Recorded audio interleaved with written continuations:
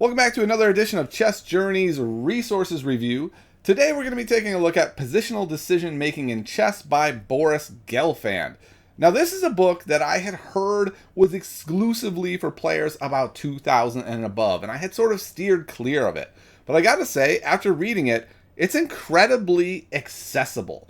Now the book doesn't do what you might want it to do, which is like give you a list of rules and principles to follow. A good example of this is the chapter on transformations. I was really hoping it would lay out for me, like, when should you transform a position? What should you be looking for? But instead, what it does is it just gives you Boris Gelfand's thoughts on transforming positions. There's a number of really interesting games that are well annotated where he goes through and sort of talks about, like, if I were to transform this position into this other position, here would be the advantages. Here's why I did it. Here's why I didn't do it. Here's why I should have done it. And so instead of giving you a list of principles and making transformations look easy, he doesn't do that. It's challenging. It's hard. But in going through his mindset, you sort of get an idea of what you should be looking for when you're looking for transformations in positions. So again, it doesn't provide a bunch of lists and principles. Instead, you're just getting Boris Gelfand's ideas. And Gelfand's approach in this book is really quite remarkable. Instead of presenting himself as like this all-knowing chess deity who has a master plan that he follows from move 8 to move 27, he doesn't do that. He sort of just says, like, chess is hard. It's a practical game. What you should be doing is making good moves, knowing that these good moves are going to sort of propel your position forward, and eventually you will be able to use them. Now, sometimes you'll have small plans. Sometimes you'll have big plans.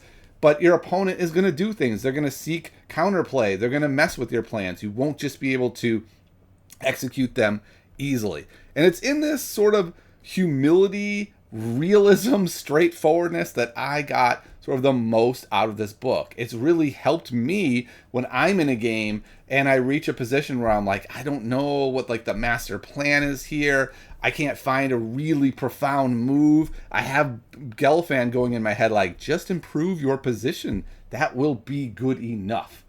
I also really appreciated how he talked about computer analysis, right? He's not saying it's not needed, but what he's also saying is sometimes, lines given by computers are just not reasonable for humans to find over the board. And extrapolating for me as like a 1600 level player, that's even more the case, right? So while using a computer to analyze your games is fine, you need to understand the difference between a move that seems reasonable to find over the board and a move that does not seem reasonable to find over the board. So it's this kind of approach that really has me liking the book a lot. I will say, though, there is one chapter where he really lays out in a more 1600 accessible way some actual like educational stuff. And so the chapter on space advantages is quite good. If you're looking for just like, hey, I want to learn more about space advantages, I've read about it in, say, Michael Steen, I read about it somewhere else. This is kind of a compilation. He takes a bunch of different authors and what they've said on space and lays it out and gives some rules and some principles and then gives some examples. That chapter on its own is quite excellent, even if you don't read the rest of the book. But I will say, this is one of the best books I've read in a long time. Once again, there is that caveat that if you're looking for a primer on these topics, if you're looking for someone to really walk you through all the things you should be looking for to do a transformation and things like this, this is not the book you're looking for.